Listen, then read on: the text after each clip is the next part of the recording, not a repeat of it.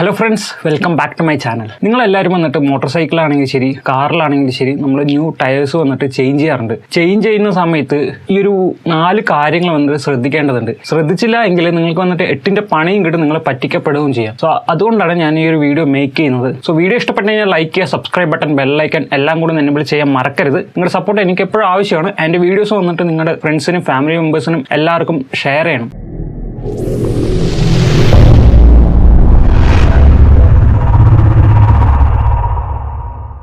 ഞാനിപ്പോൾ കാണിക്കുന്ന ടയറിൽ വന്നിട്ട് ഇത് ഫുൾ ഗ്രിപ്പുള്ള ടയറാണ്, പുതിയതായിട്ട് മാറ്റിയ ടയറാണ്. അതിൽ വന്നിട്ട് ഗ്രിപ്പ് തന്നിട്ടുണ്ടല്ലോ, ആ ഗ്രിപ്പിൽ സൈഡായിട്ട് ചെറിയൊരു ഡോട്ട്, ഒരു ലെയർ വന്നിട്ടുണ്ടാവും, ചെറിയൊരു വര. ആ വര എന്തിനാണെന്നുള്ളത് നിങ്ങൾ ഇതുവരെ ചിന്തിച്ചിട്ടുണ്ടോ? അല്ല, ഈ ഒരു വര തന്നെ നിങ്ങൾ ഇതിനു മുന്നേ ടയർ ചേഞ്ച് ചെയ്യുന്ന സമയത്ത് നിങ്ങൾ ശ്രദ്ധിച്ചിട്ടുണ്ടോ? എസ്പെഷ്യലി ഞാനടക്കം ശ്രദ്ധിക്കാറില്ല. ഈ ഇടയിലായിട്ടാണ് ഞാൻ ശ്രദ്ധിച്ചത്. അത് എന്തിനാണ് തന്നിരിക്കുന്നത് ഞാൻ ഗൂഗിളിലൊക്കെ സെർച്ച് ചെയ്ത് നോക്കിയപ്പോഴാണ് എനിക്ക് ഇതിനെക്കുറിച്ച് മനസ്സിലാക്കാൻ പറ്റിയത്. സോ അതുകൊണ്ടാണ് ഇങ്ങനത്തെ ഒരു വീഡിയോ വന്നിട്ട് മേക്ക് ചെയ്യാൻ വന്നിട്ടുള്ളൊരു ഐഡിയയിൽ ഞാൻ ചെയ്യുന്നത്. മാക്സിമം എല്ലാവരും വന്ന് ടയർ ചേഞ്ച് ചെയ്യുന്നത് നല്ലോണം ഗ്രിപ്പെല്ലാം പോയതിന് ശേഷവും പിന്നെ വന്നിട്ട് അതിൽ നൂല് എണീറ്റതിന് ശേഷമാണ് മാക്സിമം ചിലർ വന്നിട്ട് ടയർ ചേഞ്ച് ചെയ്യുന്നത്. സോ അങ്ങനെ ചെയ്യുന്ന സമയത്ത് നമുക്ക് ബ്രേക്കിങ്ങിലും ഫെയിലിയർ വരാറുണ്ട്. അതേപോലെ തന്നെ നമുക്ക് ആക്സിഡന്റിലേക്ക് കൊണ്ടുപോയി വിടാനും ചാൻസ് കൂടുതൽ തന്നെയാണ്. അതൊക്കെ വന്നിട്ട് നമുക്ക് പെട്ടെന്ന് കണ്ടെത്താനാണ് ആ ടയറിന്റെ ആ ഗ്രിപ്പ് കട്ടിങ്ങിൽ വന്നിട്ട് ചെറിയൊരു ലെയർ വന്നിരിക്കുന്നത്. അതായത് ആ ഒരു കട്ടിങ് വന്നിട്ട് ഫുള്ളായിട്ട് തേയുന്ന സമയത്താണ് അത് ആ ഒരു ലെയറിന്റെ അടുത്തെത്തിക്കഴിഞ്ഞാൽ, ശരിക്കും പറഞ്ഞാൽ മാനുഫാക്ചറിങ് പറയുന്നത് ആ ഒരു ലെയറിന്റെ അടുത്തെത്തിക്കഴിഞ്ഞാൽ ടയർ ചേഞ്ച് ചെയ്യണം എന്നാണ്.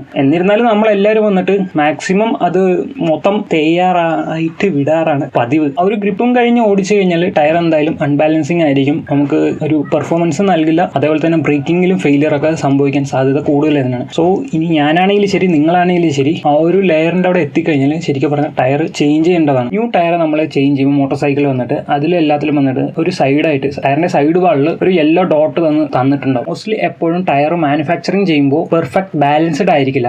ആ ഒരു ടയറിനെ വന്നിട്ട് ഏറ്റവും ലൈറ്റസ്റ്റ് ആയിട്ടുള്ള സ്പോട്ടിനെ കാണിക്കാനാണ് ആ ഒരു യെല്ലോ ഡോട്ട് വന്നിട്ട് ടയേഴ്സിൽ വന്നിട്ട് എല്ലാത്തിലും നൽകുന്നത്. ഈ ഒരു യെല്ലോ ഡോട്ട് വരുന്ന ഒരു സൈഡ് വന്നിട്ട് നമ്മുടെ അലോയ് വീൽസിലെ ഹെവിയസ്റ്റ് സ്പോട്ട് ആയിട്ടുള്ള സൈഡിൽ വേണം നമ്മൾ, അതിന്റെ ഓപ്പോസിറ്റ് ആയിട്ട് വരുന്ന അവിടെ വേണം നമ്മൾ ഇത് വന്നിട്ട് ഇൻസ്റ്റാൾ ചെയ്യേണ്ടത്. ഹെവിയസ്റ്റ് സ്പോട്ട് എന്ന് പറഞ്ഞാൽ വാൾവ് സ്റ്റീമാണ്, അതിലാണ് നമ്മൾ വന്നിട്ട് ഇൻസ്റ്റാൾ ചെയ്യേണ്ടത് ആ ഒരു സൈഡ്. അതായത് കറക്റ്റ് ആയിട്ട് പറയുകയാണെങ്കിൽ നമ്മുടെ ഈ ഒരു യെല്ലോ ഡോട്ട് വന്നിട്ട് വാൾവിന്റെ ആ ഓപ്പോസിറ്റ് ആയിട്ട് വരണം. അങ്ങനെ ചെയ്ത് കഴിഞ്ഞാൽ വന്നിട്ട് ടോട്ടലി വെൽ ബാലൻസ്ഡ് വീലായിട്ട് നമുക്ക് കിട്ടും. ഹൈ സ്പീഡിലാണെങ്കിൽ ശരി, നല്ല ബാലൻസ്ഡ് ആയിരിക്കും ഈ ഒരു ടയർ. ഇപ്പോൾ എല്ലാ മാനുഫാക്ചറേഴ്സും പറയുന്നത് ടയറിന്റെ ഡേറ്റ് ഓഫ് മാനുഫാക്ചറിങ് വന്നതെന്ന് പറയുന്നത് 5 years ആണ്. 5 years കഴിഞ്ഞ് കഴിഞ്ഞാൽ ടയർ ചേഞ്ച് ചെയ്യണം എന്നാണ് അവർ പറയുന്നത്. അതായത് ഒരു ടയറിന്റെ കാലാവധി എന്ന് പറഞ്ഞാൽ 5 years ആണ്. ടയറിന്റെ മാനുഫാക്ചറിങ് ഡേറ്റ് എങ്ങനെ കണ്ടുപിടിക്കുന്നത് നമുക്കൊന്ന് നോക്കാം. ജസ്റ്റ് അത് സിമ്പിൾ തന്നെയാണ്. നമ്മൾ ടയറിന്റെ സൈഡ് വാളിൽ ശ്രദ്ധിച്ചാൽ മതി. ഒരു 4 ഡിജിറ്റിൽ വന്നിട്ട് ഒരു സ്ക്വയർ ടൈപ്പിൽ ഒരു ബോക്സിലായിട്ട് നമുക്ക് തന്നിട്ടുണ്ടാവും. ആദ്യത്തെ 2 ഡിജിറ്റ് എന്ന് പറഞ്ഞാൽ വീക്കിലെ ഡേറ്റ് ആണ്. അതേപോലെ തന്നെ തൊട്ടടുത്തുള്ള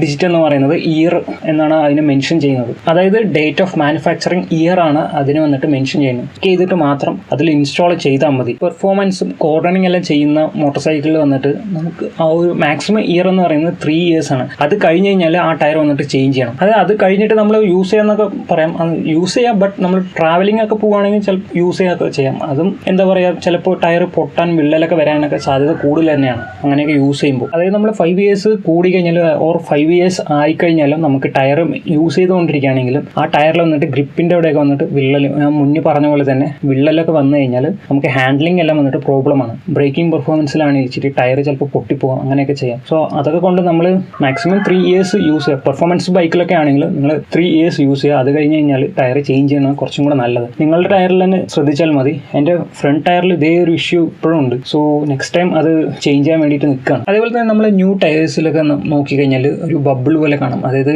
ഹെയർ എണീറ്റ് നിൽക്കുന്ന പോലെ തന്നെ റബ്ബറിന്റെ ഒരു പീസ്, ചെറിയൊരു ഈർക്കിലിന്റെ കഷ്ണം പോലെ നമുക്ക് എല്ലാ സൈഡും വന്നിട്ട് ബബിളായിട്ട് ഇങ്ങനെ മുകളിലേക്ക് നിൽക്കുന്നത് കാണാം. ടയറിന്റെ ത്രെഡ് മാനുഫാക്ചറിങ് ചെയ്യുമ്പോൾ വന്നിട്ട് റബ്ബർ വന്നിട്ട് ഒരു മോഡിലിട്ട് നല്ല ഹൈയസ്റ്റ് ആയിട്ടുള്ള ടെമ്പറേച്ചർ പ്രഷറിൽ വന്നിട്ട് അപ്ലൈ ചെയ്യും. അപ്പോഴാണ് ടയറിന്റെ ത്രെഡ് വന്നിട്ട് ഫോം ആവുന്നത്. ഇങ്ങനെയുള്ളപ്പോഴാണ് ടയറിന്റെ ഉള്ളിൽ വന്നിട്ട് എയർ ബബിൾസ് വന്നിട്ട് ഫോം ചെയ്യുന്നത്. അങ്ങനെ ബബിൾ ഉണ്ടായി കഴിഞ്ഞ് കഴിഞ്ഞാൽ ടയറിന്റെ സ്ട്രക്ചർ വരെ വന്നിട്ട് ഇഷ്യൂ ഉണ്ടാക്കാം. അതിന് ഇല്ലാണ്ടിരിക്കാൻ വേണ്ടിയിട്ടാണ് ടയറിന്റെ വന്നിട്ട് മുകളിലായിട്ട് ചെറിയ ഹോൾസ് ഇട്ട് കൊടുക്കുന്നത്. സോ ആ ഹോൾസ് ഇട്ട് കൊടുക്കുമ്പോൾ ആ ടയറിന്റെ ഉള്ളിലുള്ള എയർ പ്രഷർ വന്നിട്ട് പുറത്തു പോകുമ്പോൾ ചെറുതായിട്ട് നമുക്ക് റബ്ബറിന്റെ അംശം കൂടെ പുറത്തു പോകും. സോ അങ്ങനെയാണ് ആ ഒരു ഹെയർ പോലത്തുള്ള ലെയർ വരാനുള്ള ഒരു കാരണം. ഇത്രയൊക്കെ തന്നെയാണ് എനിക്ക് ഈ ഒരു വീഡിയോയിൽ പറയാനുള്ളത്. സോ നിങ്ങൾ ടയർ ചേഞ്ച് ചെയ്യുമ്പോൾ ഈ ഒരു കാര്യങ്ങളൊക്കെ വന്നിട്ട് ജസ്റ്റ് ഒന്ന് ശ്രദ്ധിച്ചാൽ നിങ്ങൾക്ക് നല്ലതാണ്. ഇല്ല എങ്കിൽ നിങ്ങൾക്ക് തന്നെയാണ് പ്രശ്നം. നിങ്ങളുടെ എമൗണ്ട് ആണ്, നിങ്ങൾ മുടക്കിയിട്ടാണ് ടയർ ന്യൂ ആയിട്ട് ചേഞ്ച് ചെയ്യുന്നത്. നിങ്ങൾ ഇനി ശ്രദ്ധിക്കുക, ഈ ഒരു കാര്യങ്ങളൊക്കെ വന്നിട്ട് ജസ്റ്റ് ഒന്ന് അറിഞ്ഞു വെക്കുക. ഒരു മോട്ടോർ സൈക്കിൾ ലവേഴ്സ് എന്ന് ഇരുന്നാലും ശരി, ആരായാലും ശരി, മോട്ടോർ സൈക്കിൾ യൂസ് ചെയ്യുന്നവരാണെങ്കിൽ ശരി, കാർ യൂസ് ചെയ്യുന്നവരാണെങ്കിൽ ശരി, ഈ ഒരു കാര്യം വന്നിട്ട് മസ്റ്റായിട്ട് അറിഞ്ഞിരിക്കണം. Thank you for watching. അടുത്ത വീഡിയോയിൽ കാണുമ്പോൾ take care, ride safe, stay safe, stay happy.